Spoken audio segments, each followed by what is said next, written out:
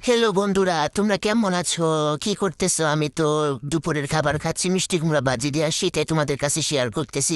তো খাচ্ছি আর তোমাদের সাথে কথা বলতেছি আর ভাবতেছি আর কি, যে তোমরা না জানে আমার এই প্লেট নিয়ে মন্তব্য করো, কিছু মন্তব্য করো না, কারণ এই প্লেট দিয়ে খেতে না আমার অনেক ভালো লাগে।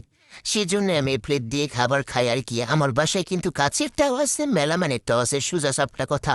তো আমার এটা ভালো লাগে দেখে। তো যাই হোক, কথা বলতে বলতে এখন নিয়ে নিলাম হচ্ছে গিয়ে গরুর মাংস। গরুর মাংসটা আমার আম্মুর হাতের স্পেশাল রেসিপি।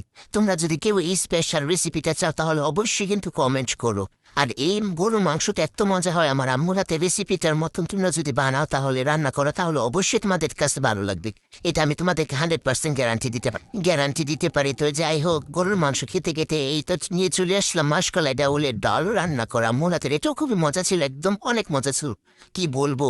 আর এটার সাথে যদি একটা মাংস দিয়ে খাওয়া হয় তাহলে তো কোনো কথাই নেই, জাস্ট ওয়াও। যারা খেয়েছে আমার মতন এভাবে তারা অবশ্যই অবশ্যই জানো যে এটা স্বাদটা কেমন।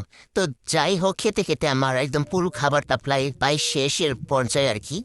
খেতে খেতে খাওয়া খেতে খেতে শেষ পর্যায়ে একদম আমি তো মাংস দিয়ে খাচ্ছিলাম। খাওয়ার পর গাইস একদম শেষ আমি, মানে পুরো পেট ভরে গেছে। এরপর খাওয়া শেষ।